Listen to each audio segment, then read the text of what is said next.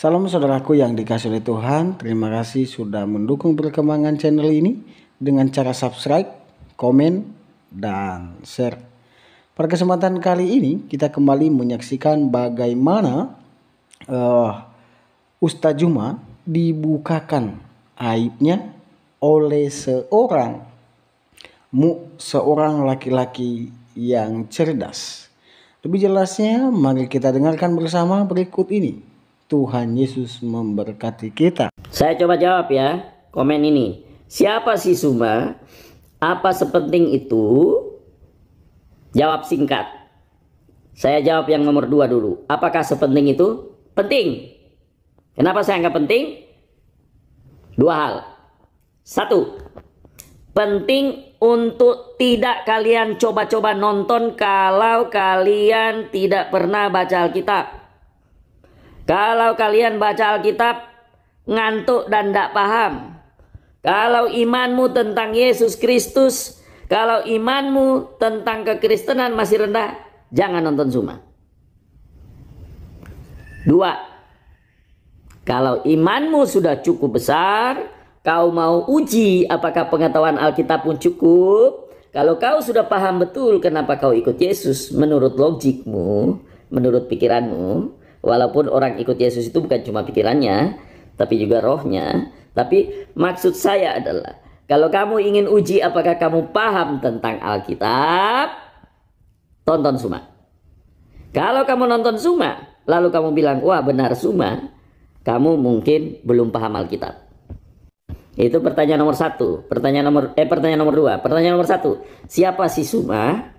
Suma itu adalah apologet muslim yang saya anggap gini ya, bagus, hebat gitu ya. Kenapa hebat? Dia bisa berdiskusi dengan baik, dia beretorika dengan baik, dia bisa mutarbalikan ayat Alkitab sesuai dengan kemauannya untuk membuat lawan bicaranya bertekuk lutut. Lalu banyak orang penontonnya lalu terpengaruh bahwa oh ya Zuma benar, Suma lebih tahu Alkitab, bahkan lebih tahu Alkitab daripada pendeta-pendeta. Nah itu hebatnya Suma. Dia bisa mengubah pikiran orang dan orang akan merasa dia benar gitu. Jadi memang dia punya kehebatan itu. Kehebatan lain adalah dia selalu punya sound yang bagus gitu ya. Dimanapun kalian coba cari Suma punya, tidak pernah suara dia itu jelek. Bagus, lantang gitu ya. Kayak suara-suara di masjid itu, kencang banget. Jadi dia memang punya sound system yang bagus. Sehingga ketika orang berdiskusi dengan dia, walaupun profesor diskusi sama dia, suaranya profesor itu terdengar lamat-lamat, kadang-kadang kurang jelas gitu ya. Tapi suaranya dia selalu jelas gitu. Sehingga orang langsung lebih terpengaruh dan lebih fokus pada dia. Itu teknik. Gitu ya. Jadi kalau ada orang mau seperti Zuma, pertama-tama perbaiki dulu sound systemnya supaya bagus. Nah, sekarang kita masuk kepada inti pembicaraan mereka di video. Kalau kalian dengar baik-baik seluruh video ini dari awal sampai terakhir, maka tujuan Suma satu-satunya adalah mendiskreditkan Paulus supaya Paulus dianggap palsu. Maka Paulus and the gang dan semua orang yang percaya, artinya kita orang Kristen, artinya termasuk serigala berbulu domba yang dimaksud oleh Tuhan Yesus Kristus. Sehingga dengan demikian kita termasuk orang-orang yang tersesat. Itu tujuannya. Pertama, bangunan argumennya dia di sini adalah bahwa jemaat Yesus itu adalah orang-orang bersunat. Jemaat Petrus itu adalah orang-orang Yahudi. Lalu yang menjadi keliru adalah apa? Dia mulai masuk dengan satu penalaran tentang orang Farisi. Dia membedakan antara orang Farisi dengan orang Yahudi. Padahal orang Farisi itu siapa? Orang Farisi itu juga orang Yahudi. Itu semacam kelompok gitu ya, semacam kelompok. Jadi dia berusaha di sini membangun bahwa Paulus itu bukan orang Yahudi tetapi orang Farisi.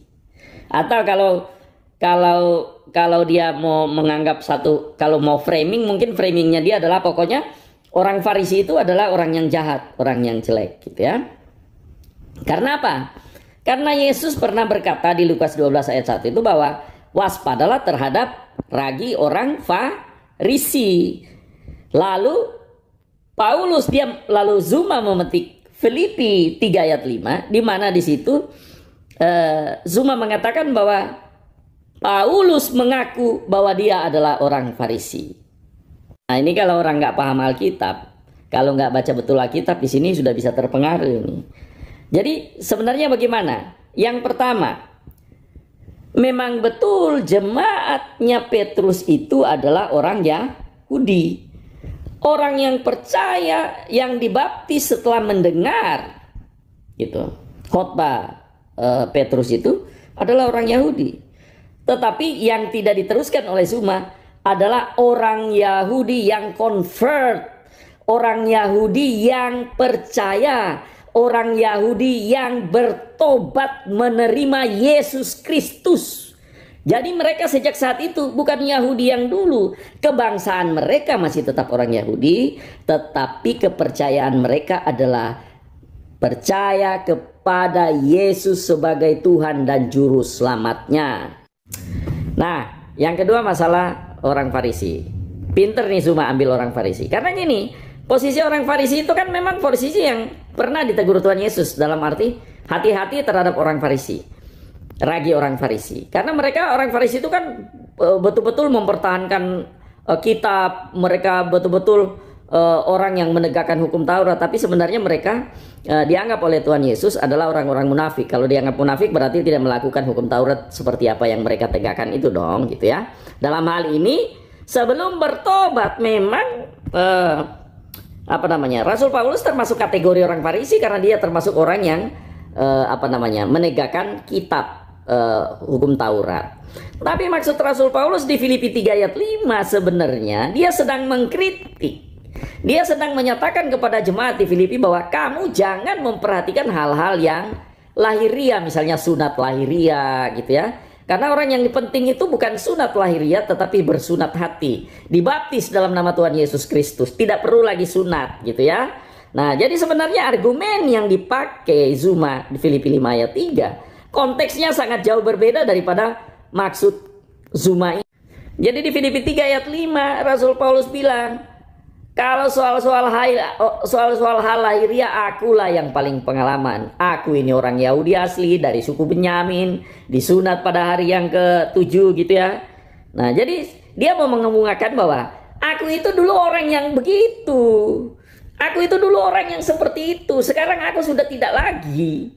Jadi sebenarnya penjelasan di Filipi 3 ayat 5 bukan pengakuan Paulus, tapi dia mau menyatakan bahwa dulu aku orang seperti itu. Jadi percayalah pada omonganku. Kamu nggak usah yang seperti dulu itu, yang lahiriah, tapi justru yang rohani. Jadi itu maksudnya. Tetapi oleh kecerdasan Zuma dipakai semua ayat itu untuk pada akhirnya menggeser posisi Paulus supaya Paulus terpojok di sana, supaya boleh benar, oh ternyata memang Paulus itu orang Farisi, dialah yang dimaksud Tuhan Yesus sebagai domba berbulu serigala. Nah itu ingat tuh, lihat tuh framingnya Zuma, cerdas. Tapi saudara-saudara, semua itu tidak benar.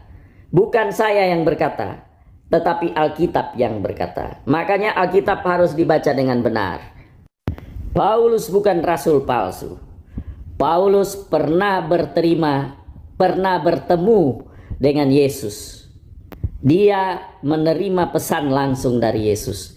Yesuslah yang menobatkan Paulus. Makanya Alkitab harus dibaca dengan benar.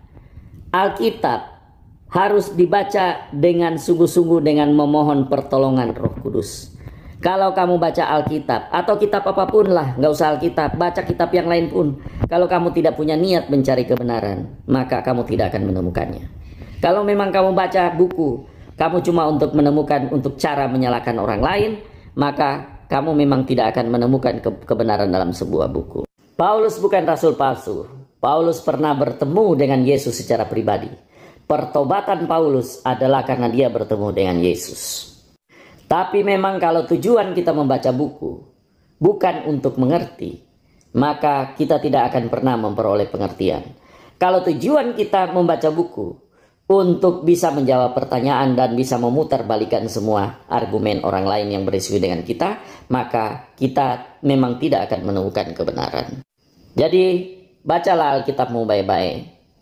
Bacalah kitab kalian juga yang lain-lain. Dalamilah Islam, dalamilah Kristen menurut cara kalian masing-masing.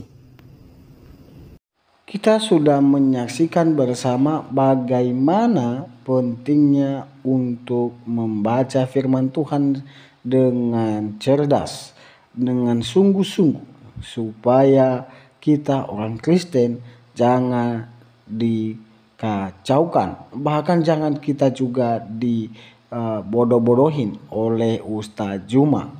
Saya setuju dengan Bapak yang menyampaikan tadi, kalau kita memang gak cerdas, kalau kita gak ada niat untuk merenungkan firman Tuhan, maka yang terjadi kita kalah debat dan kita akan dibodohi.